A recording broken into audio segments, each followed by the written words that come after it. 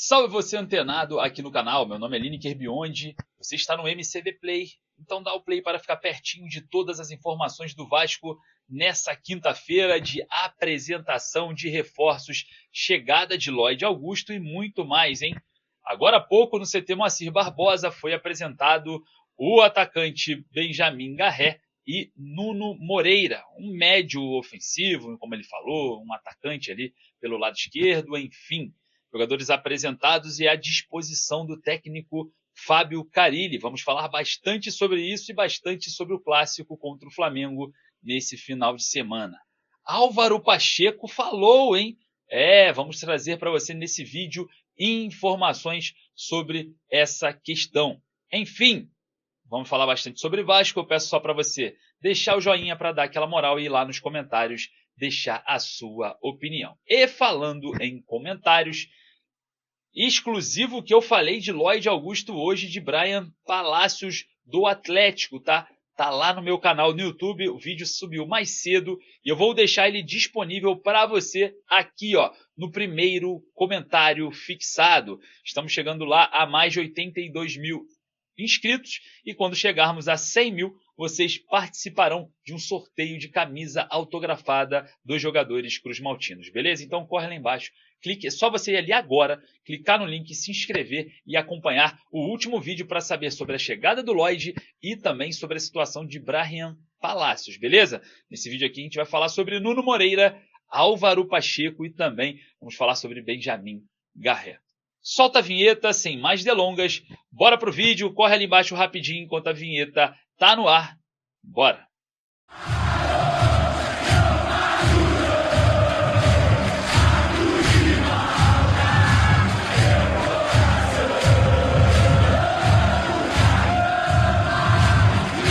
Reforços apresentados oficialmente, a gente vai falar sobre essa movimentação dos novos reforços disponíveis para o jogo contra Flamengo nas semifinais e provavelmente, em caso passe, Fluminense ou Volta Redonda numa possível final. Bom, Nuno Moreira e Benjamin Garré foram apresentados oficialmente. Vamos falar primeiro sobre Benjamin Garré, jogador que estava em atividade no Krylia Sovetov Samara. Foi um jogador importante aí nesse mercado. O Marcelo Santana falou na coletiva, né, que essa negociação se arrastou um pouquinho desde a janela do ano passado, mas foi concretizada aí e o Benjamin Garré está à disposição. Ele falou que está à disposição do treinador para quando ele precisar. Então, disponível para o jogo contra o Flamengo, tá? Benjamin Garré vai para o jogo, depende, claro, né, do Fábio Carille. Falando sobre a adaptação, ele falou, né, que sentiu um pouco uma diferença, principalmente climática, mas já está tudo certo. E, claro, pode estar à disposição já para essa semifinal. Isso é importante, eu queria saber a sua opinião acerca disso. Você colocaria já o Benjamin Garré em campo, jogador que joga pelo lado direito com a perna esquerda, é um canhoto ali. E, claro, né, a gente vê essa necessidade de jogadores pelas pontas nesse momento, né? Vale ressaltar, o jogador treinou hoje pela segunda vez com o elenco. Ele fez o trabalho ontem no Newton Santos, treina hoje e amanhã, o último trabalho no estádio Newton Santos, o Benjamin Garré também estará presente, tá? Levou a família na apresentação, levou a esposa, os dois filhos, né, bem pequenos ainda de colo e, claro, tem a esperança, né, de estar dentro desse planejamento. Ele disse o seguinte: é o que eu queria para a minha carreira. Um desafio dessa magnitude. Ele pega o Vasco como um dos maiores, se não o maior desafio da sua carreira. Bom, esse foi Benjamin Garré na coletiva de apresentação hoje com a camisa do Vasco. O outro que foi apresentado foi Nuno Moreira, o português em ascensão, vamos dizer assim, né?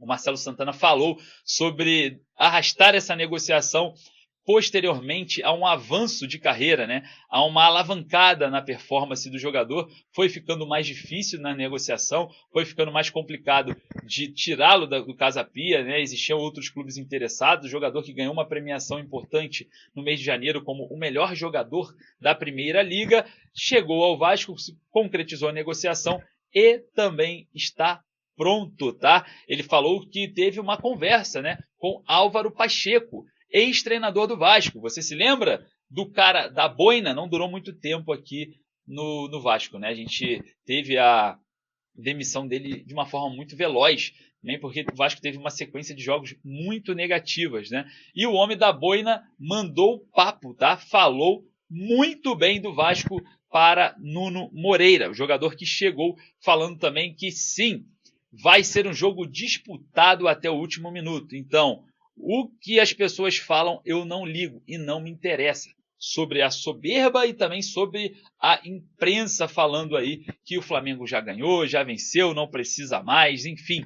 O Nuno Moreira não liga, não está nem aí, segundo o próprio jogador, sobre essa questão envolvendo as falas do próximo jogo contra o Flamengo, jogo disputado no próximo sábado no Newton Santos. Bom, outra situação foi a comparação com o Lloyd, né? Porque quem não sabe, o Nuno Moreira ele fez base com o Lloyd no Sporting de Portugal. E com isso ele falou muito bem do jogador, que o jogador ajudou muito bem ele nesse percurso, né? Principalmente em jogadas de linha de fundo, em ultrapassagens. Então, Lloyd, que chegou na manhã dessa quinta-feira, foi muito bem citado por Nuno Moreira nessa coletiva.